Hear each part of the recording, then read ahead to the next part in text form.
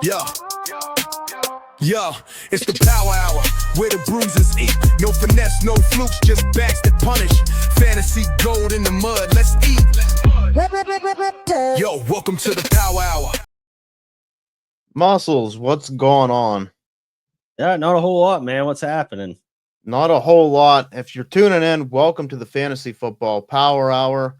I am here with Mus, and we're going to break down a little bit of news and also some year two running back. So, really good class that came in this year, but we got to remember there's still some value from last year as not everybody hit. Some guys did, Bucky Irving, but kind of surprised about that as well. But we'll see.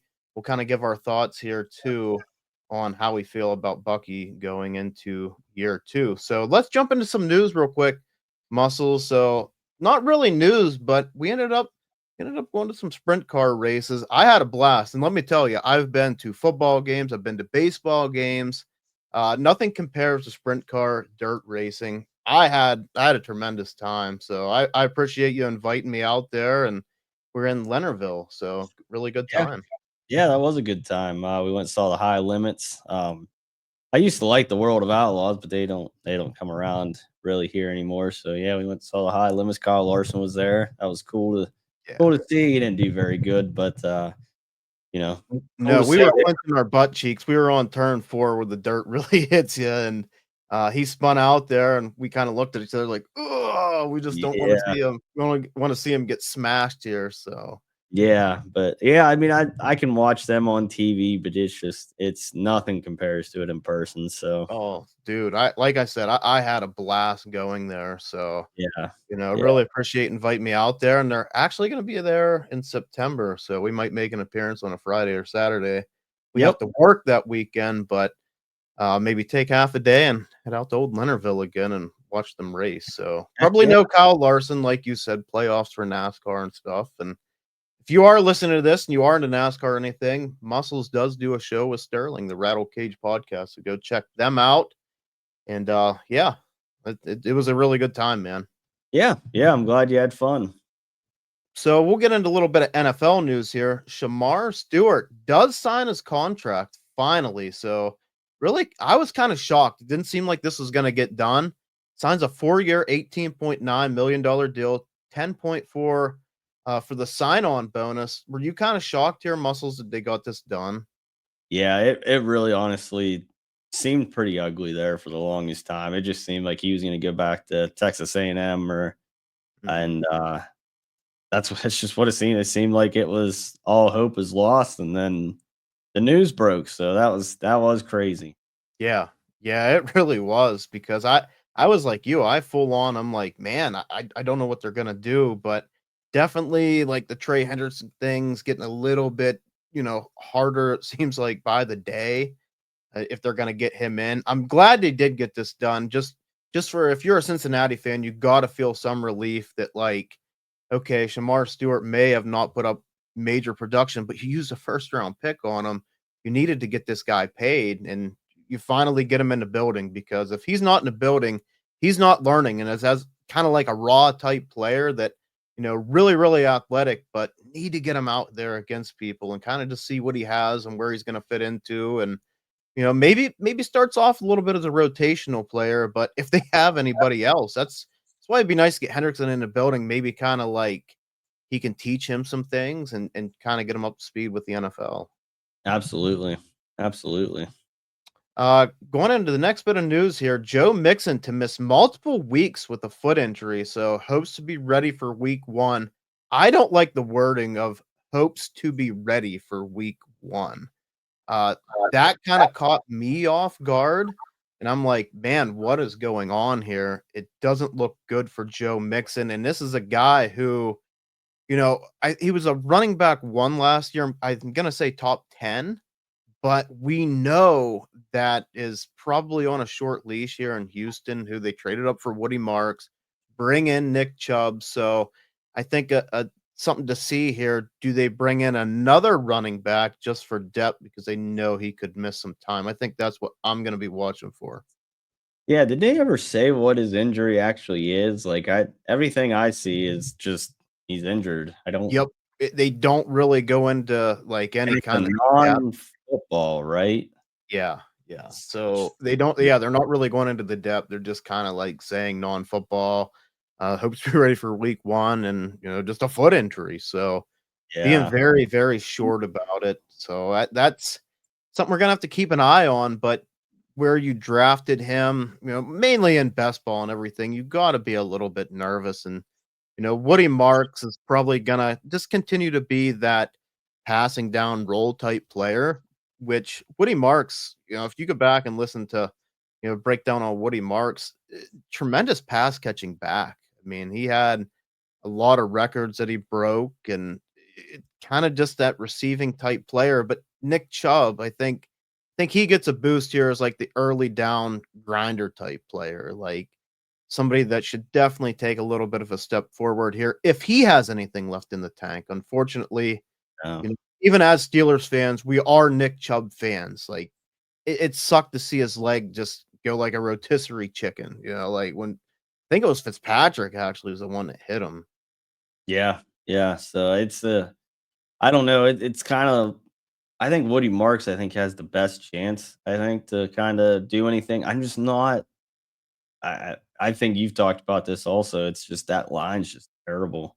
Yeah, yeah, the line, Tunsil leaving, it doesn't look great. I mean, they kind of piece some things together, but it can't be any better than it was last year, and last year was not good. So Exactly.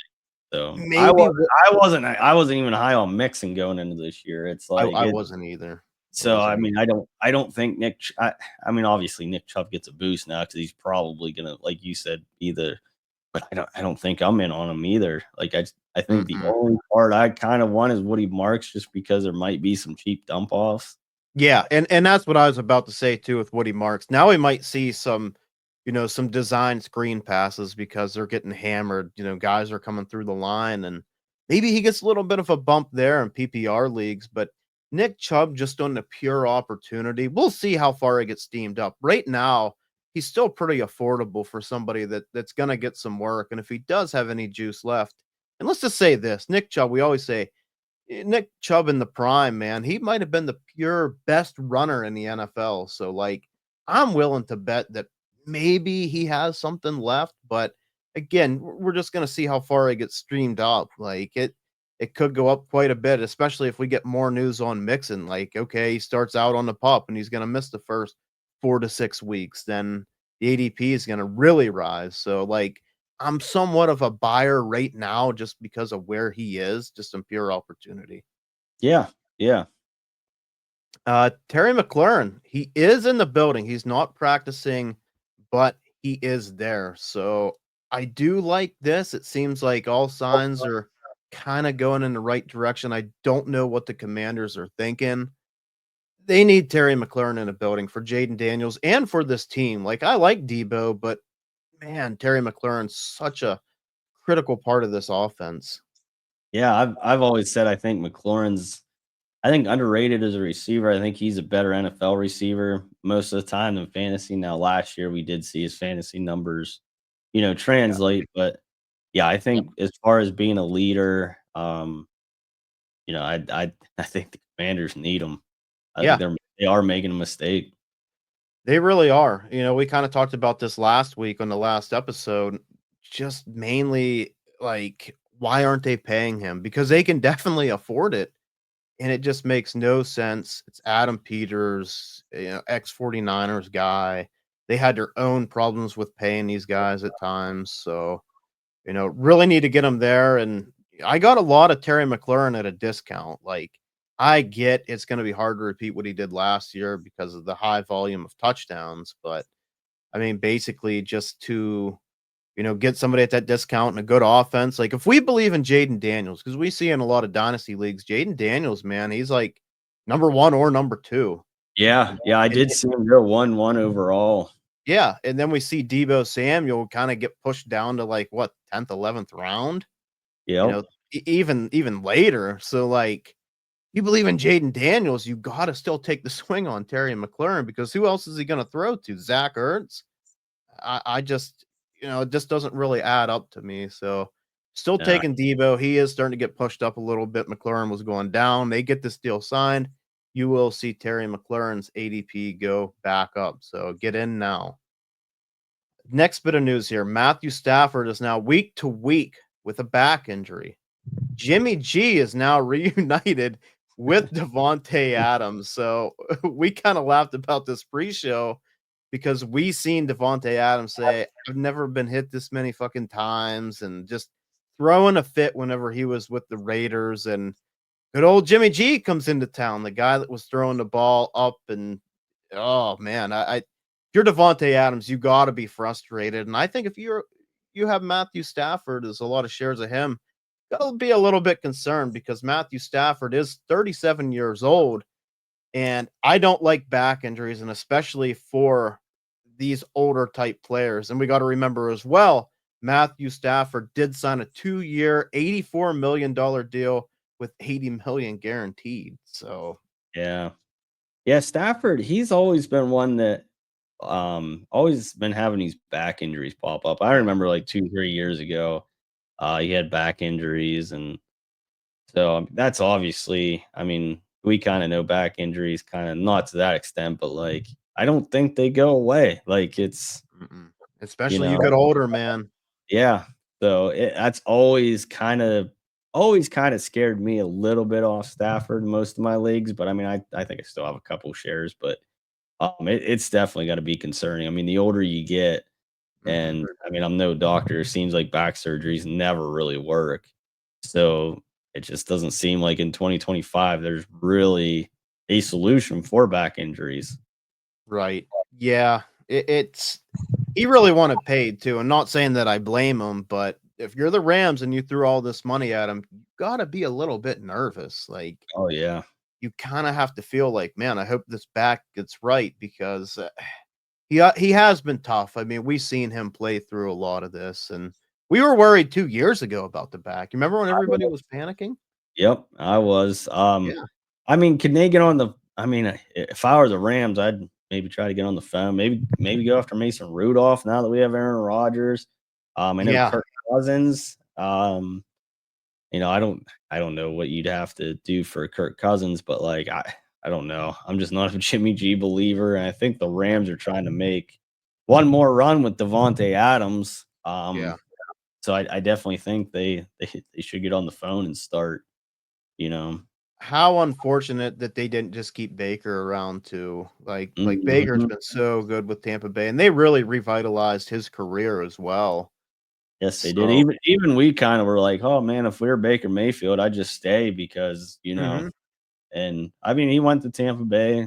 Kudos to him, and he made it work in Tampa Bay. But yeah, I remember me and you having that conversation. Like, is that the right move? Like we seen him Yeah. fail, and how many systems is kind of like the whole Sam Darnold thing. Like we saw Sam Darnold fail in how many systems, and Right. he finds a system that fits him, Yeah. and he leaves again. But like, yeah, Baker was kind of the same conversation a year or two ago. Yeah, and I've just never been a Stetson Bennett guy either. Like he just Mhm. kind of reminded me of that frat guy that was out partying all the time. Like he's just surrounded by a really good team. Now, I mean, yeah, there's not really any options. There are trading options, so we'll kind of see. We'll kind of just monitor the situation. Now, the good thing for Matthew Stafford and the Rams is that he's a seasoned veteran. Like now, I would like to see him in there because Devontae Adams, yes, I know he is too, but you got to get that timing and everything down. And coming into a new offense, the same with Devontae. Like he's a seasoned veteran as well. But if Matt Stafford doesn't miss any time and comes in, these guys might be off to a little bit of a slow start to start the season just because they're trying to get these timing patterns down.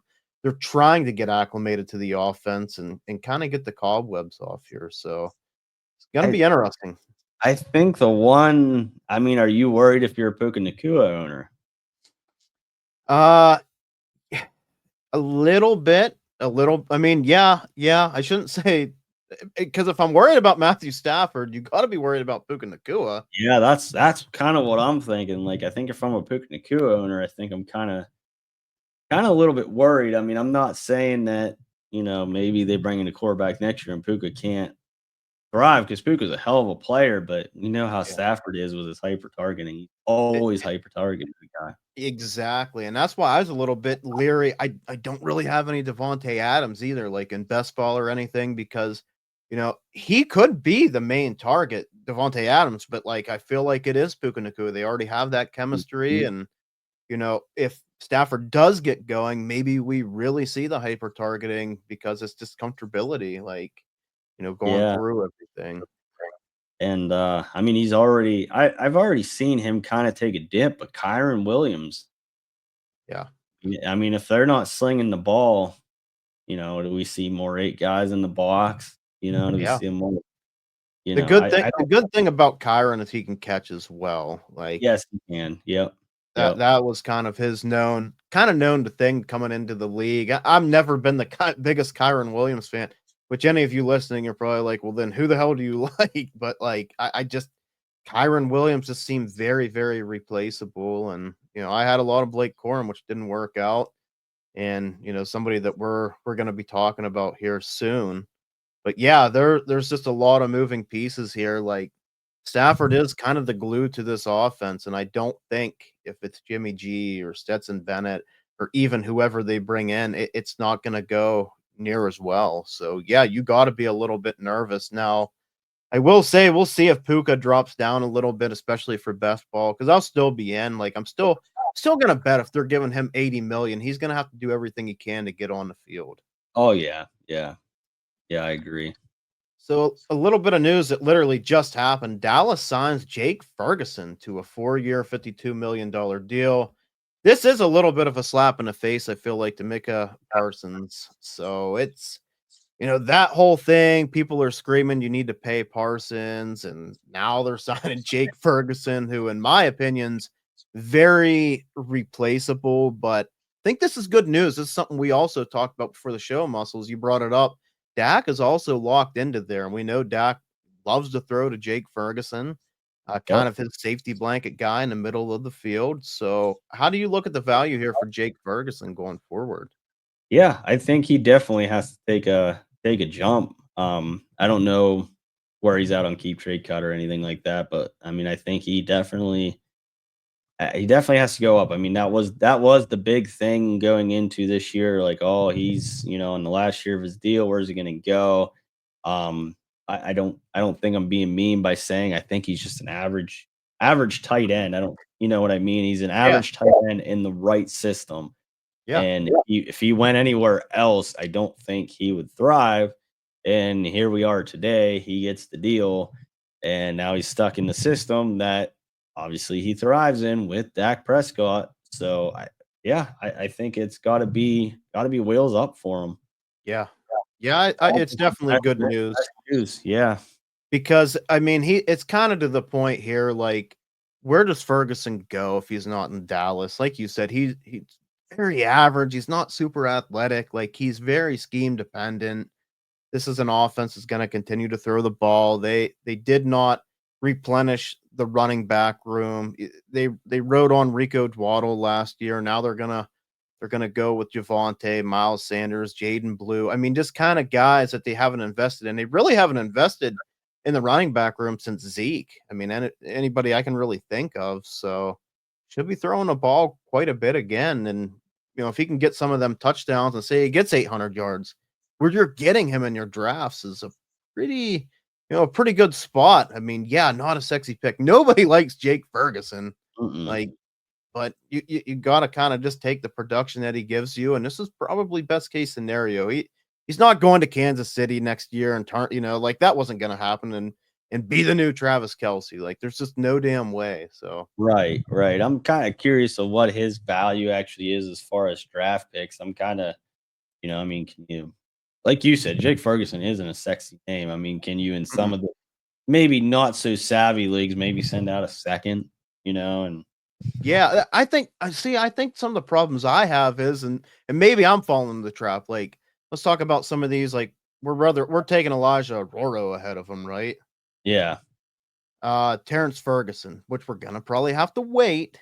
yeah, I mean, I maybe it depends on, like, where you're at in your league. If you're a contender, maybe you right, do take Ferguson. I don't hate it, but Mason Taylor should get on the field early. So, like, them are some names that do you want to swing the bat on them?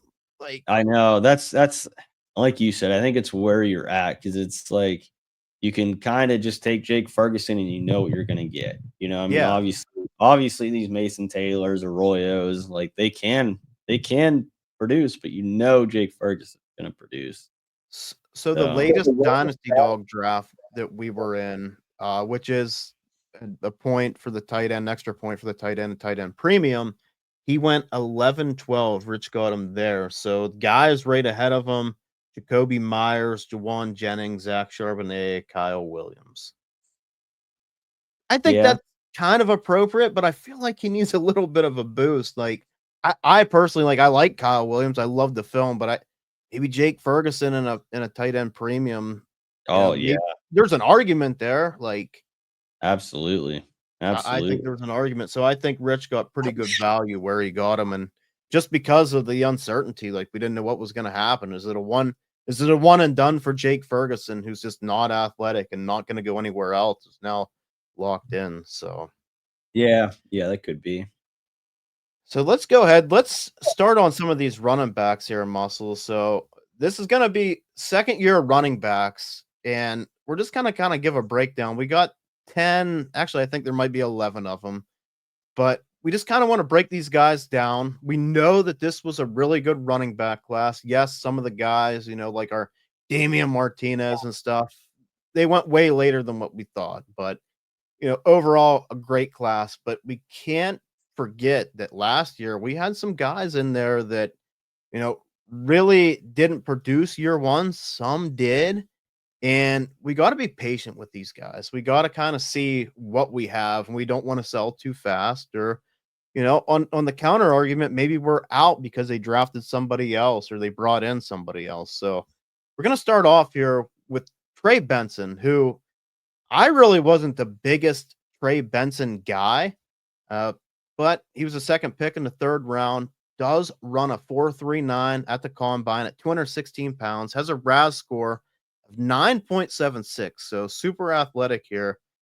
Messed himself up in 2020, tore his ACL, MCL, LCL, meniscus, and groin tendon. So everything that I could find on that. I remember whenever we were in the process, Muscles, you're like, yeah, he had a horrible injury, which I totally did not see. Really kind of went back and seen what happened. Last year, he did go on the IR with an ankle injury. Jonathan Gannon has come out and said Benson should light it up this year. I mean, I would hope he would say that, but we still have James Conner here. He's on a 2-year deal.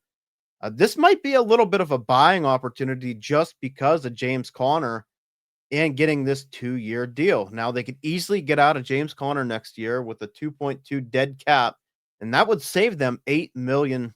So Arizona was 7th in the league with 144.2 rush yards per game last year, 5.3 yards per carry, which was second in the league. Muscles, I can see this being a split. So I feel like if we see anything out of Trey Benson this year, maybe right now, I know he's getting steamed up a little bit as we speak, but maybe right now is the time to go out and buy this guy. Oh, Muscles, you still there?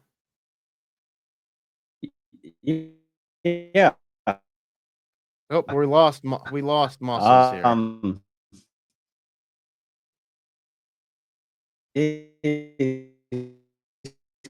Kind of like a question mark. I think he's like the biggest question. Oh, we lost Muscles. Okay, while we're waiting here, I'll just go ahead. I'm going to give some Dynasty Daddy trades here. So I was on Dynasty Daddy. If you're not on there, you got to get on there. It's a great site. Kind of gives you the recent trades of who, kind of just what's going on. So we're going to add Muscles back to the stage. Can you hear me, Mus? We lost you. Muscles back to Can you hear me, Mus? Yep, I can hear you. Yep, I don't know what happened there. Everything just went black, but going back to Trey Benson, he was like the biggest question mark. When you gave me the list, I was like, I don't really know how to feel about Trey Benson. Like, I feel like he's a big play guy. He's not really like a 3 down back. Um, so I could definitely see a buying window, and I think where you're getting him, I think it is a value. Do I think he'll be, I don't know, even a running back two at all? I don't think. I think he could be a great flex guy, maybe, or a running back in a pinch. Um, but I don't know how you feel. He was the one that like really was the biggest question mark for me. I think I even asked you on break the one day. I was like, "How do you feel about Trey?" Because I don't know. So for me, I was just getting into some Dynasty Daddy trades. I don't know if you've ever been on there, Muscles. It's a really nice site. They kind of give you like up to date trades as well. So here's what we'll do. See, I'm kind of more in on Trey Benson, and I don't even love the film just because I really do think he could be a 3 down back. Now, I don't think he's Yeah. like an elite pass catcher. So yeah, I kind of see your point there, but I think he could be a grinder that could come in as like a running back too. Okay. Um, so let me give you some trades on Dynasty Daddy. So Benson for Evan Ingram.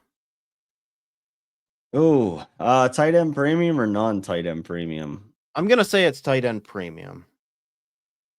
I think I'd still take Trey Benson. I I think. I would. think I I would don't too. know how long Ingram's signed in Denver. I mean, I think he'll probably have a good, but we see Ingram with his injury proneness. Yeah, yeah, and that's kind of the scary part even for Benson. Like we know he had the bad injury in college, and then he comes in here and kind of gets that time to shine, and then he got hurt too. So, uh, Trey Benson or Calvin Ridley. Hmm. I feel like Ridley really takes a step forward. I might go Ridley here. I don't hate it if you're a contender. I don't Yeah, hate it if you're a contender, just because I'm like you. I think Cam Ward's the best thing they've had in Tennessee for a while. I mean, it could probably say since Vince Young. Like it's been a while. yeah. Not even saying Vince Young was great, but like what have they really had? I can't really think of anybody recently.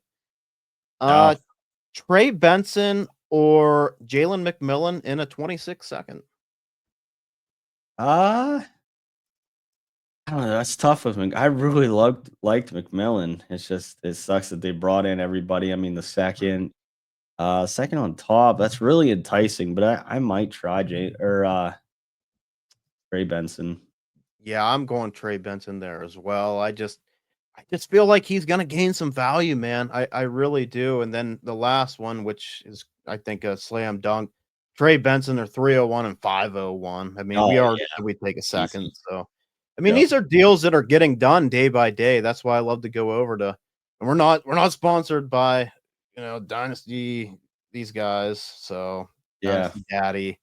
But I really like up to date things and just seeing where they're going. But an offense here that we have James Conner again that's had his own fair share of injuries that was on the field last year that did put up some numbers, but I really feel like Trey Benson could take a little bit of that from James Conner, and that's why James Conner for me has been a big time sell. Like I know a lot of people say if you're a contender to buy him, but I think I'm on the other side of that. I think Connor could be done sooner rather than later. So, going to the Yeah. next guy here, Yeah. Moss. Let's talk about Blake Corum here. So, Blake Corum didn't really see much work last year. I was really disappointed. I was a little bit higher on Blake Corum. He only averaged 3.5 yards per carry. Then he ends up in week 18. I know we played a lot of them in DFS and fractures his forearm. The Rams just have been bad post Gurley in the run game. They banked on Cam Akers, it didn't work. They had guys that just didn't have explosiveness. Now we're going to talk about another guy who they bring in, and that's Jarquez Hunter, who could bring that explosiveness that they were missing. So Jarquez Hunter has an 18.9 EPR, which is just an explosive run rate that was second in the class to RJ Harvey. I think Jarquez Hunter is really bad news for Blake Corum. Corum's hope is that Kyron holds out, which there is a possibility of that because all reports seem that Kyron wants an extension, but it does seem it's going in the right direction for Kyron to get this extension. I think I would try to explore moving on from Blake Corum and just kind of see what you can get. So, Muscles, did we lose you again? I think we lost Muscles again. So we're gonna go in here to Dynasty Daddy and look at a couple trades here. So some of the trades that we have on here, Blake Corum, a 26th fourth for Will Shipley, who we're going to talk about here in the next couple guys, and a 26th third. I'm on the Will Shipley side there. I think if I could get any third for Blake Corum, I'm moving on. Blake Corum and a 26th second for David Montgomery. I think this is a great move if you need that running back 2 flex type guy. So just that Blake Corum might be a little bit of sweetener on top of the 26 second for it. And could you get Dylan Sampson? I mean, now with the recent news, I think Sampson's going up a little bit more, but I'd love to try to get Dylan Sampson. Even if I had to throw in, that second, I think I'd do it for Dylan Sampson as well. You still there, Moss? I can see you. You're kind of lagging a little bit. Okay, am I back now? Yep, we're back. I think so. All right. Blake Corum. Yeah, I mean you were right on him. I kind of agree. It's kind of like I'm kind of out. Like if I can get a third, I did hear you say that if you could get a third for him.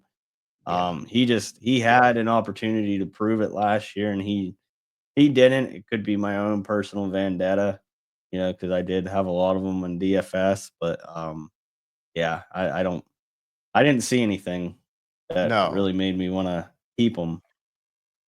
No, I didn't either. I mean, somebody who's behind a really good line at Michigan, and I really thought he would have a chance to take away from Kyron. I mean, we seen Kyron hurt early on in the season too. Like, I feel like Corum had multiple opportunities to try to like eat into Kyron's workload and couldn't. And I'm not taking anything away from Kyron, but I just felt like it was very doable. Didn't happen. And then bringing in Jarquez Hunter, who's completely opposite of Kyron Williams, completely opposite of Blake Corum, and very explosive.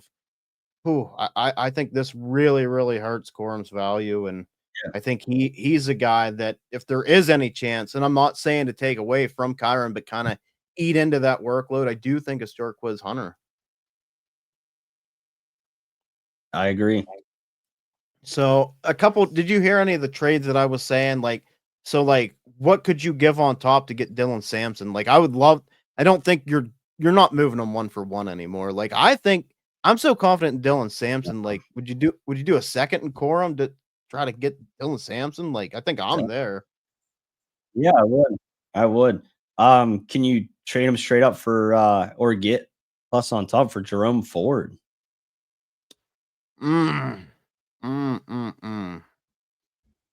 I think Jerome Ford's going to be the early, and he's hurt at the moment right now too. I don't think he's supposed to miss an extended period of time, but I'm not either, but I think Ford might be we have seen Ford when given the opportunities. Right. Kind of show a little something. I wouldn't be surprised if he's the grinder and Sampson's the pass catcher.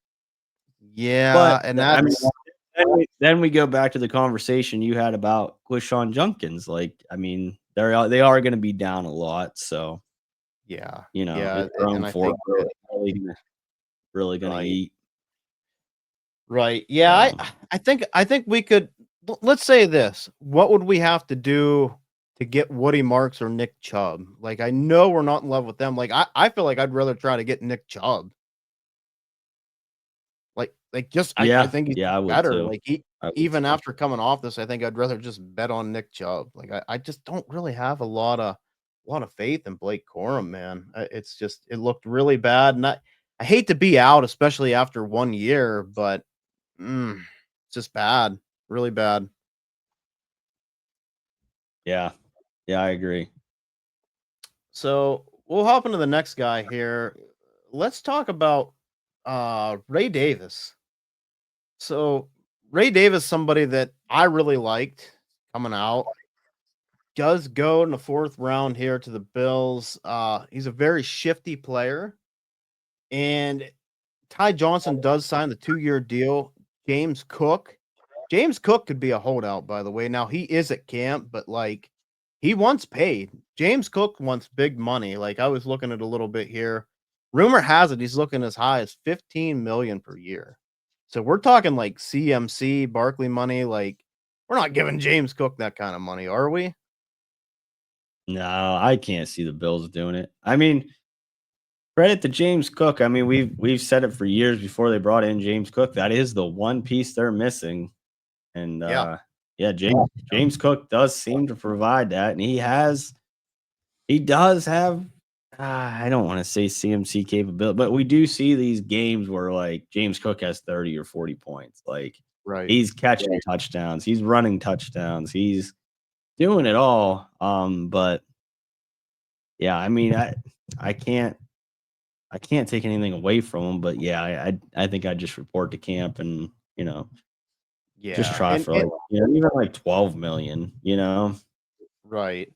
And he is there, so it's good news if you do have James Cook. I mean, we know there could definitely be a touchdown regression there. Now looking into Ray Davis just a little bit more, he does seem like he's that top tier handcuff. Maybe year two, he could cut in a little bit more. Somebody that whenever he did get the start, he looked pretty good. I mean, that shiftiness, low center of gravity. Now, I don't think Ray Davis is ever this like top tier guy, right? But I think he's that real nice handcuff piece that like he's in a really good offense if something were to happen. So I think that's what we have to look for Ray Davis. Is just somebody that when given the opportunity, he definitely could be a running back too for the week. I mean, how many times like we play a lot of DFS, how many times are we looking for that piece? And like especially in running backs, like last year was kind of weird. Yeah. A lot of guys did not get hurt, it seemed like, at running back as much as usual. So, yeah, I think this is a guy that, like, he almost to me becomes like the Tyler Algier type. Like, he's in a really, really good offense and where he's going to have a chance to put up some points if anything were to happen to James Cook. But you don't want to just bet on that. No, but yeah, I kind of like where Ray Davis is being drafted, in the startups we've been in. I think he's definitely a screaming value. Definitely if James Cook holds out or even if he doesn't. I mean, we all know injuries happen. Yeah. And the only downside is that they keep screwing around with all these other backup running backs. Yeah, like the Ty That's the Johnson only and downside. thing like that. Yeah. So Buffalo they were 9th in the league in rush yards per game last year, but we do have to remember they have Josh Allen as well. So we'll visit a couple dynasty daddy trades here. We have Ray Davis for Romeo Dobbs. Like, give me Davis all day. I feel like Dobbs is a big time roster clogger. Oh yeah. We have Ray Davis Absolutely. for Taj Brooks in a third. I'll take Ray Davis. Ray Davis just Yep. for a third. I'll take Yep. Ray Davis for a third all day long. I will too. How about this one? How about Ray Davis and a second or Calvin Ridley? Oh, that one is tough. That one's a little tougher for me too. Yeah, I think that probably is going to depend on my team structure. I mean, Yeah. which do I need more? I mean, the running back or the wide receiver. I think that one's pretty damn close. I do too, because here's the thing, like, and I've been trying to look through some trades because I don't want to be like, just pick out the ones where like, oh yeah, smash this guy. Like, I think this is a very debatable trade, and I think you brought up a really Yeah. good point. It depends what your team looks like. Like, if you have a bunch of running backs that like you might need an injury for them to step into that running back 2 flex type role, I'm taking a Ridley side there. But if Yep. if you really need to swing the bat and just say like, hey, if James Cook goes down or something was to happen, I really need this piece, then I'm fine with the Ray Davis side. But yeah, I think that one's Yeah. a lot more close for me. And then I mean, really the same for this Ray Davis and a second for Cooper Cup. I mean, I think that's about I think Ridley and Cup, like I'd rather have Ridley, but I think it just depends if you think I Cup would has too. anything left. Yeah, and I think I'm on the other end of that. You think you're on the date? You don't think Cup has much left? I don't know. He kind of scares me, the fact that the Rams just didn't really want him. Yeah, it's definitely that part is alarming to me. Uh, but there's a lot of vacated targets there, and it just to me also just kind of depends who plays in the slot. Like it does seem like JSN's going to go outside. Where's Sam Darnold going to throw the ball? I mean, I don't get me wrong, JSN is your number one target. Do not get me wrong, but if they start putting Cooper Cup in the slot a little bit, maybe he has some Tyler Lockett type games, maybe not huge upside, but games that are very flex appeal. So let's go ahead. We're gonna hop into this next guy here, Muscles, and we're gonna talk a little bit of Jonathan Brooks. So Jonathan Brooks is somebody that we really liked. I mean, we're really excited. Unfortunately, the injury, he does get the second round capital, was coming off a torn ACL, but re-tears this ACL on a non-contact cut. So 2 ACL tears in 13 months. Just not good for Jonathan Brooks, but we really liked the film. Loved what Carolina was doing. They invested in the offensive line, so this was really good news. I mean, Carolina was a team that nobody wanted any piece of, but when you invest in the line, it puts my eyebrow up. I get pretty interested, and especially when you put second round capital into a player. So Right. Chuba does get a 4-year extension. Uh, we really felt like they were gonna ease Jonathan Brooks into this role, and this is Dynasty 101, man. It's very, very hard to predict what's gonna happen, right? Like Jonathan Brooks, he's a smash pick. I mean, he was going at the end of first round. He was going ahead of Bo Nix. He was going. I Yep. seen him go ahead of JJ McCarthy. Yep. Yep. So this is why, to me, I've been playing Dynasty more as almost like a redraft to a point. Like it's really hard to explain because we just don't know what's gonna happen. Hell, we don't know what's gonna happen month to month, let alone year to year. Like, who would have expected Chuba Hubbard to come out here, get a 4-year deal, for them to bring in Rico Dwado, who had a really good season in Dallas, for them to draft Trevor Etienne in the 4th round, who I really like Trevor Etienne's film. I think he's a very good explosive pass catching back who is on the smaller side, but they do invest 4th round capital into him. So as we always say, running back, man, it's one of the most cutthroat positions. What are you doing with Jonathan Brooks going forward? I think at this point, I think if you have them, I think you almost have to keep them. But I don't think you can go out and get them. I mean, I hate to say that. I don't know if you could even get a third for him, like really, like anymore. It's a shame. I mean, we know the talent's there, but after all these injuries, Yeah, it's pretty bleak for him to come out and be anything in the NFL, I think. right. I agree. I think it's going to be really, really tough because not only just the injuries, like we're looking into that, but we're also looking into like he has really no NFL time, like up to speed, try to get back. That's going to be really tough. So, how about this? Would you trade Blake Corum straight up for him? I think at this point, yeah. Yeah, I think I'd take Yeah. Blake Corum.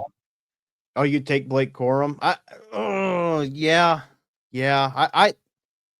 I think I would too. I think I would too, just on the hopes that like I don't want to say the hopes, just if something were to happen to Kyron, and he kind of Mhm. plays in that role. But yeah, I think I'm pretty much out on Jonathan Brooks. I mean, he's gonna be one of them guys that like if you are offered something, I have some Jonathan Brooks shares, and I do too.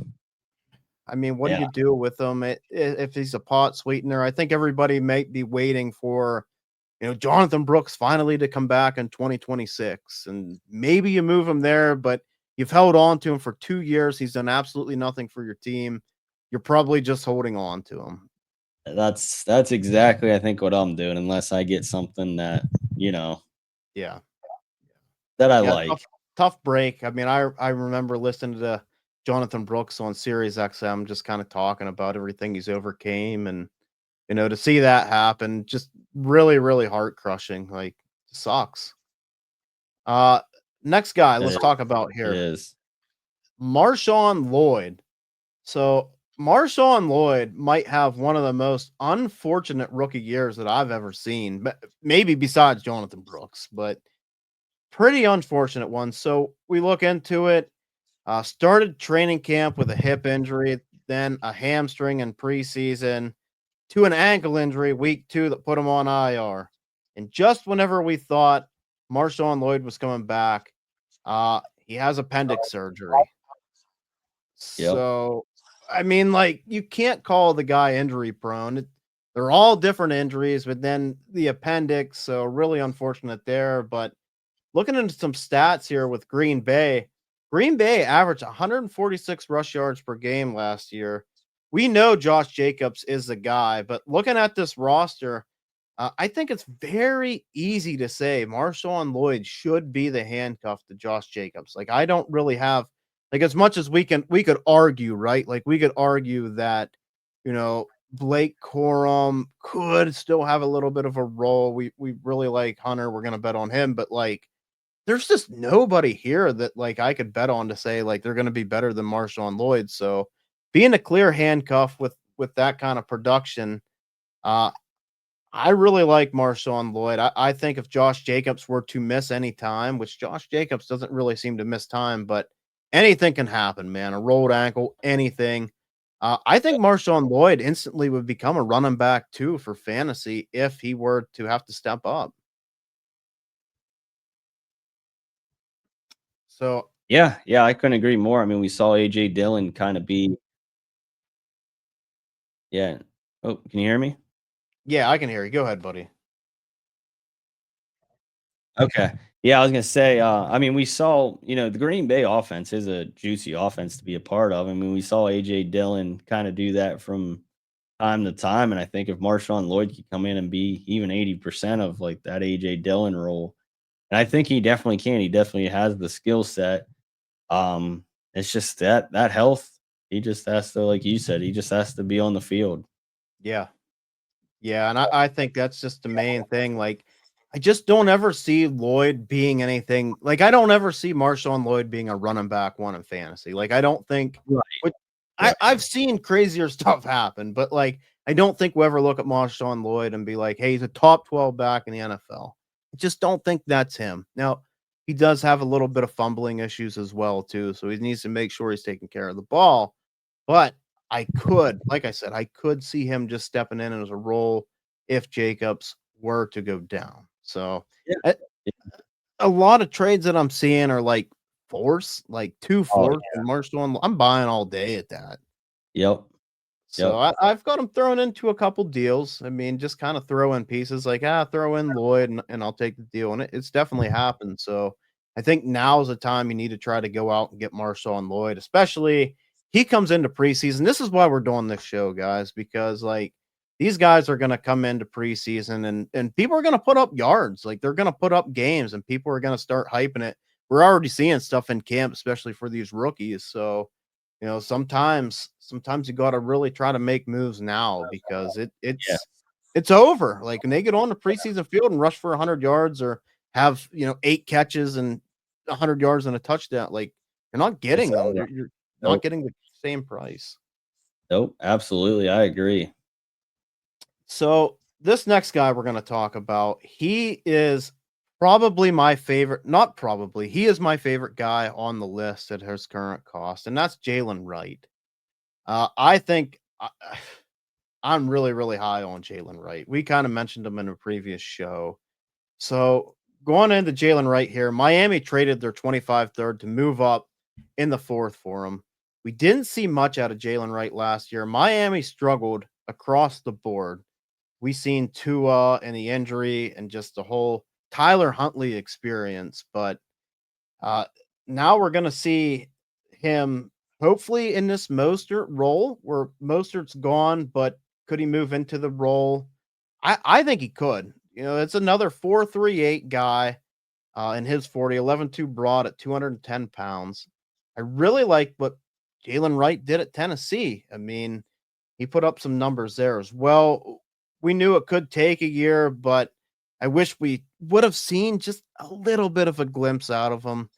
But this whole team, if they can get back to the 2023 Miami Dolphins, I think the upside for Jalen Wright could be top 12.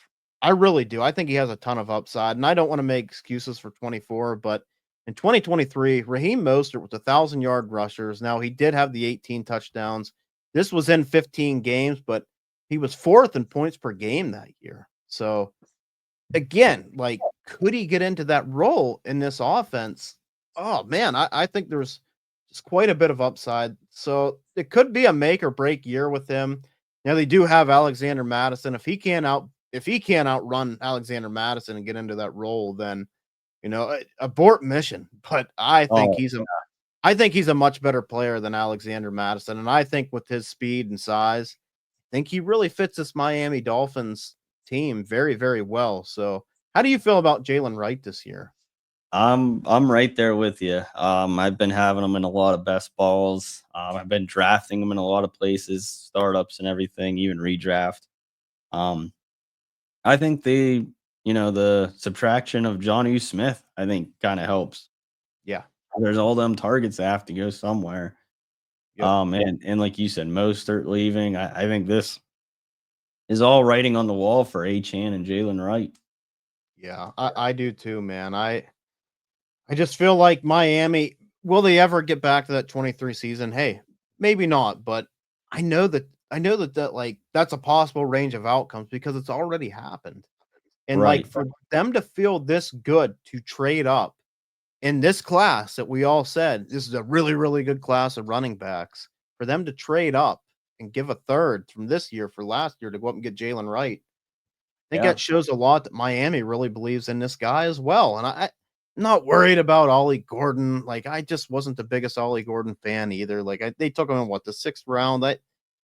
He's kind of different than these guys too. He's not as fast. Like, yeah, he's a powerful guy, but I don't think he's a goal line. I think it's wheels up for Jalen Wright, and that's where I I love him. got a ton of them. Like, I got a ton of them in best ball. So even talking about our sponsor here, Fast Draft. If you're watching us, you can see the Fast Draft logo, the rabbit.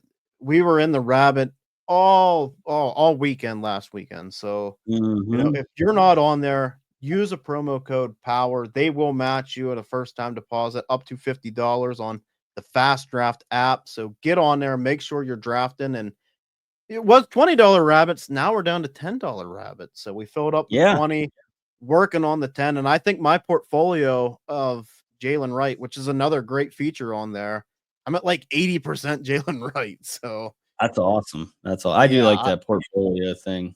I do too. It kind of keeps you in line of what you got and where you got some of these Mhm. guys at. And I'm not afraid to jump up a round or so and try to get Jalen Wright on my team. So somebody I'm really investing in this year, and get in while the getting's good, because when you see him out there running, it's gonna be too late. So Yep.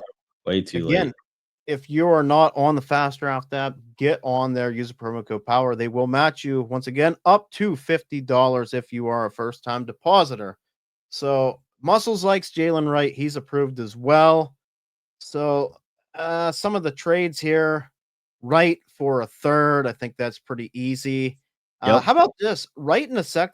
Well, I mean, I guess this is a little bit different now, but Wright in a second for Mixon. This was pre-injury for Joe Mixon. I think it would have been a little bit closer Yeah. if he wasn't hurt. But how about Wright in a third for James Conner, Muscles?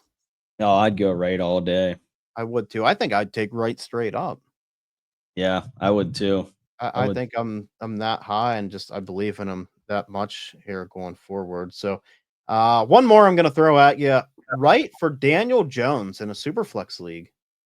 I'd still go right. I mean, Daniel Jones is enticing, but I think I'm Yeah, still going right. and I'm like you. I think Daniel Jones does win that job, and I think he ends up getting. I think he ends up steaming some value, but yeah, I got to go right here because I just don't see Daniel Jones being a future. Like I don't see that anywhere. I think probably a journeyman backup guy. Right. I agree. I agree. Okay, let's go ahead. Let's head into a big hitter here as well. Bucky Irving. So Bucky Irving finished as running back 6 in points per game last year. Very efficient runner, 5.4 yards per carry. Had over 1,100 yards. And he had 47 receptions as well. Didn't test well athletic, but we seen how smooth he is on the field. KTC has him as running back 7. So Tampa Bay was 4th in yards, rush yards per game last year. Now Wirfs is going to be out to start the season. Trades are kind of everywhere with him. I feel like Bucky. I'm not buying him at running back 7. I'm No. just. Um, I'm not. I think that's a little bit too high. With Tristan Wirfs out, I think that's where you could maybe strike a little bit, and maybe you get a little bit of a discount. We've kind of been talking about this with all any Buccaneers guys that you want to try to get into. I would maybe wait because I think it's going to be a rough. I think it's going to be a rough couple weeks until Wirfs is back. Now they are trying to bring in veterans. I did see George Fant was there, which nothing special, but he's a veteran guy who's been around the league and trying to help kind of fill that position a little bit. So, how do you feel about Bucky Irving? I couldn't agree more. I'm not buying him at the running back 7 price. Obviously we got to give him credit. I mean, neither Yeah. one of us were very high on him, and he did Mhm. surprise us both. So we got to give, flowers whenever flowers are due. But yeah, if it wasn't for this whole Tristan Wirth, um, fiasco, I think I would be a little bit more enticed. But yeah, I mean, I think it's going to be a rough start of the season, and I think that's going to be our time to strike. Yeah. Yeah. Yeah, I agree, and just kinda see I mean, it is dynasty, super young, I don't know how much of a discount, but people get, Oh, they panic. very Yep. yeah, they get very panicky, they get very, like, want production now, like, I mean, does it end up being a move, like, you trade Kyron Williams and get Bucky, where, like, today we're Yeah. laughing about it, but week Oh, 3 in very the well. season might happen. Yeah. Yeah. If Kyron's running back 7 and Bucky's running back 30, Yeah. I could see that getting the deal done. I could too. So he's somebody that we're gonna strike on a little bit later, and I really do like Bucky going forward. I think I he's do gonna have a too. hell of a career. Yep. Next guy here, Braylon Allen. So looked good as rookie season, nothing great. Only 21 years old. We've seen a ton of pictures of him in the weight room. He's an absolute monster. So some of the things we do know at 235 pounds. Uh, he was really hard for me to evaluate on film because there was times I did see him go down a little bit too easy, but there was times where he did run some guys over. Now, Brees Hall is in front of him. This is the last year of Brees Hall's deal. Jets, we do have to remember they made Garrett Wilson a top 10 paid receiver. Sauce Gardner is now the highest paid corner in the NFL. So sticking here with Brees Hall, Hall has led the team in total touchdowns each year, but Brees Hall has not ran for over 1,000 yards yet in a season. So Wow. I didn't know yeah, that. I did not know that either until I did some research. I'm like, wow, that's very, very surprising. Now, I think the future is uncertain for Brees Hall. I'm afraid with this injury, he's a prime candidate. Now, he did report to camp. When I did some of this, I wasn't sure, could he hold out, but he is there at camp. So, very good news. And it does seem like Brees kind of knows that he's kind of in a spot where this is a new GM. This is a new coaching staff that we're gonna have to see, do they pay him going into the season? Now, there's rumors he could be traded. Halls even came out and said it's just hard for me to think that they're gonna kind of give me a big payday with a new GM and a new coach. So maybe in season, and he's kind of up to that. And he's even came out and said that, like, everybody said they want to see my potential, but really haven't, and I want to show them that I can deliver. So I think with a guy like Braylon Allen, are you betting that Brees Hall is the guy going forward, or are they going to move on? Are they going to trade him, and he kind of steps into that role? And for me, it's kind of up in the air. It's kind of up in the air. I think they could move on from Brees, especially if he's hurt again or just doesn't produce. But all in all, I think Brees Hall is just I think he's a tremendous value again this year, and I think that would be kind of foolish from them to move on from him. So if I'm the Jets, I personally would pay Brees Hall now because I think you're getting a discount now than you are later. So for me, I'm probably a little bit more down on Braylon Allen. How do you feel, Muss? Yeah, I just had to look. I know I got Brees Hall in a draft, startup draft 4-3. I thought that Wow. was incredible value. Like you Yeah. said, he's in the last year of a deal, probably not going to stick around. We'd love to see him like go to, obviously we always like to dream and like go to Kansas City or something like that, but I think he has the talent to take kind of wherever he wants. So I am high on Brees Hall. Braylon Allen, I just think he's just going to be a guy. If you miss out on him, I don't think I'm going to really beat myself up over. I think if you have him, I think you're kind of happy-ish. I mean, he kind of does do stuff every once in a while, but I don't think he's a guy that's ever gonna really be a whole lot. I think they'll probably draft another guy. I just don't I just don't see anything special. I don't either. I just see a grinder. I see a 235-pound grinder that is going to be pretty reliant on touchdowns. That like if they, I'm like you, like even if I'm betting that Brees Hall's gone and they don't pay him, I think they bring in somebody else, I man. do I too. think they bring in some competition. Yep. I couldn't agree more.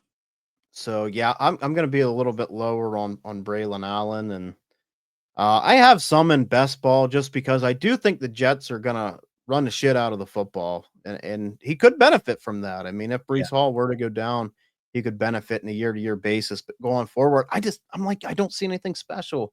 And I like guys that can catch Mhm. the ball. And I'm not saying he can't catch the ball, but he's not striving in it, like he's not great at it. So Yeah. kind of where I am with Braylon Allen. Next guy we're going to talk about, Will Shipley. So just a player that's replaceable, but Will Shipley, I think, is reliable. So as we kind of say with Braylon Allen, the same type thing, but like I target Will Shipley in a lot of startups because Philly was ranked second in rush yards per game with just over 184 rush yards per game last year. Now, again, steamed up a little bit with Jalen Hurts as well and Saquon Barkley, of course, which is unreal. But Barkley is coming off a 400 plus carry season. Gainwell left. He's in Pittsburgh. I just flat out think that Will Shipley is better than AJ Dillon. We know what AJ Dillon is. And I mean, if you want to compare Braylon Allen, I think Braylon Allen has a little bit more, but just guys that are kind of replaceable, I feel like, and just okay. So Yeah. also Philly's an obvious playoff contender. So maybe for Barkley, they're gonna try to save him a little bit more for the playoffs. Like they know he's got like Philly's not stupid. They know that he's coming off a 400 carry season. They do not want this guy banged up because we know they need him. Like they need him to go forward. So I could see them maybe taking the foot off the gas a little bit on Barkley, and we see a little more Will Shipley. So just somebody that I think could get a little bit steamed up here a little bit, and I think he has some juice. He's pretty reliable in the pass game.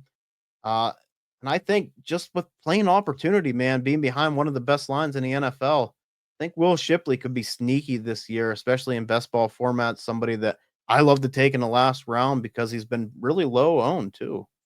Yeah, yeah, I couldn't agree more. I think Shipley's a great buy low. I mean, if you believe in the man curse, if you believe in all that stuff, like, yeah, I mean, the Eagles offense is one of the best offenses in the league. Like, why wouldn't you want to buy into a key? I mean, if Barkley goes down, Yeah. who's it gonna be? Yeah. That's kind of where I'm at with it as well. Yeah.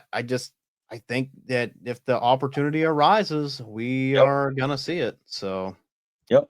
I uh couldn't agree one more.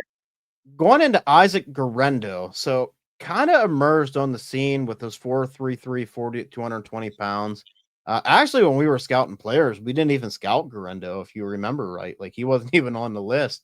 So kind of really got into there. Then goes to San Francisco. I believe he's a fourth round pick, but fits the offense really well. We seen glimpses of his explosiveness whenever Jordan Mason went down. So Jordan Mason ended up having a nice season when McCaffrey went down, but then he goes down as well. Correndo gets an opportunity, looks really good. So San Francisco must feel good about either Christian McCaffrey's health or Isaac Correndo fitting this offense if they're going to move on from Jordan Mason. So I think that's kind of telling us something. They do draft Jordan James in the fifth round. Now, I'm not the biggest Jordan James guy. If you want to take a shot at him and late in the fourth and fifth round of your rookie drafts, I'm totally fine with that just because like never know, he could get an opportunity. That's always how it is in San Francisco. But with McCaffrey's health issues, with them moving on from Jordan Mason, I think Isaac Garendo, I think he has a little bit of value here as well. So let's just kind of see what happens and how McCaffrey takes the field and everything. But how do you feel about Garendo? Do you think he's kind of reached that like A to B tier of handcuffs where you're pretty interested and think he can hold some value? Yeah, yeah, he was a guy that I definitely didn't really have much interest in at all. Like, and then they get rid of Jordan Mason and kind of opened my eyes a little bit. Like you said, I mean, we all knew the McCaffrey kind of mystery injuries. Like, I mean, that's a whole thing. I don't know, it's in and of itself. But then to get rid of Jordan Mason, that's kind of telling us something. I don't know what part it's really telling us. Like, is CMC completely good to go 100%? Is Isaac Garendo a good, going to be the good handcuff? Like, yeah, it definitely opened my eyes, and I don't think it opened up a lot of people's eyes yet because it's something that, I never really thought of until, we started talking about it. Yeah, and I think we got to just pay attention to the message here, and that's exactly what it's doing. It's telling us that, and it might be telling us both. It might be saying, "Hey, we feel really good about CMC going into this year, but here's the thing: we know he doesn't have the clearance bill of health, so we feel really good about Isaac Garendo too. That he could step in if anything were to happen to Christian McCaffrey. So, and then Jordan James, just kind of that guy that could fill in as a running back behind a running back role, right? Like somebody, and I kind of pictured Jordan James as that as well, just kind of that guy that fits wherever, and maybe even a Jordan Mason type, but I don't think near as good. But fit the Absolutely. Oregon offense pretty well in college. But yeah, I definitely think Garendo could hold some value if McCaffrey were to go down, and just on the signs of like what we seen in a short amount last year, like he looked pretty good in this offense. We know it's an Yeah. outside zone scheme, and Garendo does have that juice to hit the outside. Yeah. Yeah. Absolutely. So the last guy, he's going to be the bonus guy we're going to talk about. He's going to be number 11, and that's Tyrone Tracy. So Tyrone Tracy has established himself. He did around week 5 in this offense. From week 5 to 10, he ran for over 100 yards 3 times in them games. He was benched at one point for a fumbling issue. He had a pretty costly one against Carolina in overtime and had 5 fumbles last year on these carries. Doesn't seem bad, but it was only 192 carries. They bring in Cam Scattaboo, who I really like, and I personally just feel like Cam Scattaboo is a better player than Tyrone Tracy. Now, I think Tyrone Tracy does get the first crack at this, but I compare these guys, and I think Cam Scattaboo is just flat out better. Like Me they, too. they put fourth round capital, so it's not like crazy capital, but just a player that's very shifty and a player that can catch the ball as well. Like we seen Cam Scatterby go back to Arizona State games. You can watch him catch the ball. He can pound it between the tackles and get in the end zone. So how do you feel about Tyrone Tracy? Because I do think a lot of people have Tyrone Tracy as like, they would give up seconds for him. Like he has some value still, which is kind of surprising to me. Yeah, that's honestly when I go through my, pre-draft rankings and everything, I kind of been looking at other people's like Keep Trade Cut, Dynasty Nerds, and all that, and like they all have Tyrone Tracy way up more than I'm comfortable being at. Not to call them out, I'm just saying Yeah, that. yeah. I just think he's higher on people's rankings than my personal rankings, and I completely agree with you. I think Cam Scattaboo's the better back. I think just Tyrone Tracy's just what he is. He's a 3 down in a cloud of dust kind of. Yeah. We've always said that about Tyrone Tracy. I don't think there's really anything spectacular about him, and I think Cam Scattaboo, I think, can be a special player in the NFL. I think his main claim to fame is his pass catching. I mean, he's a good pass catcher. I will give him that, but I don't think he's any better than Cam Scattaboo. I really don't. I mean, that's just saying maybe how high I am on Scattaboo. Yeah.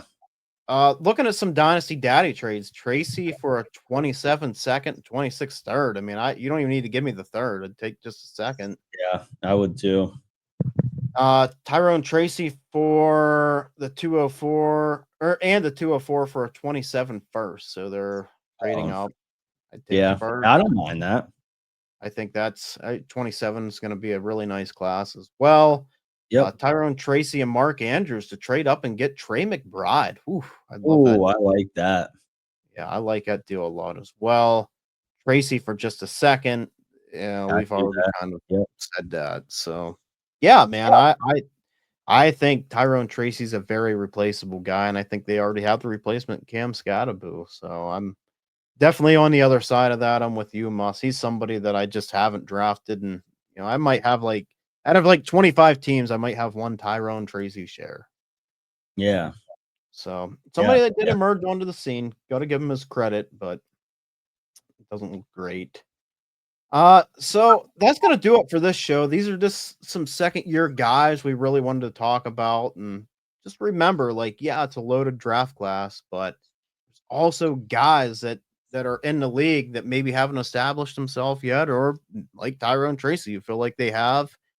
Just kind of our breakdown on how we feel about some of these players, and it was really fun show, Muss. I love talking these running backs, and it's not like how it used to be. There's guys that are going to hold value because nobody's really a bell cow anymore, unless your name's Saquon Barkley or Derrick Henry. We can't forget Derrick Henry. That's true. That's true. I mean, there's guys that are going to have value that maybe go kind of through the cracks or whatever, but. I know next week we are going to do a little DFS show with the Bulls. So Chris is going to come on, has a tremendous breakdown. We did this last year with him. I mean, he works his ass off on these guys. So if you want to put a little bit of money on the Hall of Fame game, make sure to tune in for the live show with him. We are going to do it Thursday. It should be after 4:00 p.m. Eastern time. We'll be on here breaking down the Hall of Fame game because I can't wait. I know a lot of people kind of throw the Hall of Fame game out like, I just want regular football. Well, guess what? It's football. So stop complaining. At least we have something. So, that's going to do it for this show, guys. Thank you for tuning in to the Fantasy Football Power Hour. Please like and subscribe. Go over to YouTube. We would really appreciate it. We did make a TikTok account, so we got some TikToks over there. And follow us on Twitter. Thank you again for tuning in, and we will see you on the next show, the Fantasy Football Power Hour. Yeah. See you later, guys. See ya. Yo, welcome to the Power Hour.